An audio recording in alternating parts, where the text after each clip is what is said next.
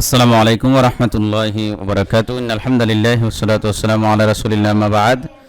সুপ্রিয় দর্শক শ্রোতা ভাই বোন, আজকের ভিডিওটি খুবই গুরুত্বপূর্ণ। কোরআনুল কারীম বানান করে রিডিং পড়ার আকর্ষণীয় পদ্ধতির 155তম পর্বে আমরা এসে পৌঁছে গেছি। সূরাতুল বাকারা 175 নম্বর আয়াত আজকে আমরা মশক করব, বানান করব।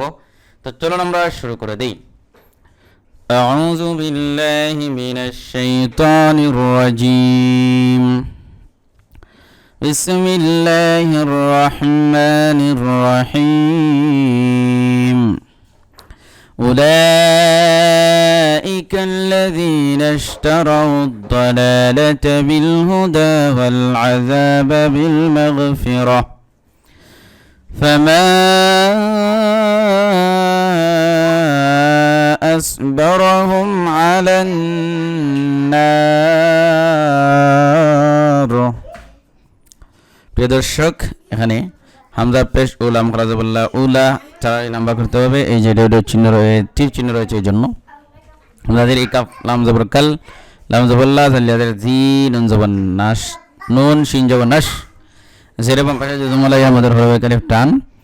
আর এখানে নুন শিন জবর নাশ তা জবর তা রা জবর রা তা রা ওয়াও দতকে ধরবে ওয়াও দত পেশ উদ দত জবর দ লাম খারাজাবুল্লাহ লাম জবল্লাহ তা জবর তা দলালাতা বালাম জারি বিল হা পেশু দাল খারাজ পর্দা হুদা ওয়ালাম জবর ওয়াল আন জবর আ জাল আলিফ জবর যা বা জবর বা আযাব জবর বাম পাশে আলি আলিফ মুদার হবে কালিফ টানা বালাম জারি বিল মিম গাইন জবর মাগ ফাদের ফি মাগফি রা জবর রা তাদের তি মাগফিরাতি, কিন্তু আমরা গুলতাতে ওয়াকফ করব, এই জন্য এটা হা হয়ে যাবে, জাজম হয়ে মানে বিল মাগফিরাহ এরকম।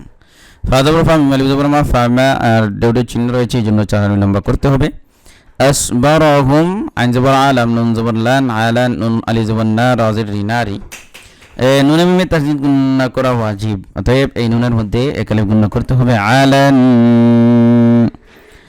আলান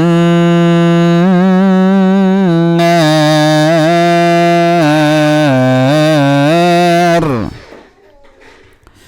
উলাইকা আল্লাযীনা اشتروا الضلالة بالهدى والعذاب بالمغفرة فما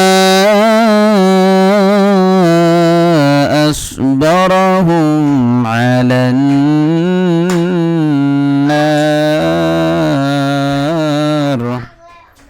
صدق الله العظيم। তো প্রিয় দর্শক, আজকের ভিডিওটি এ পর্যন্তই।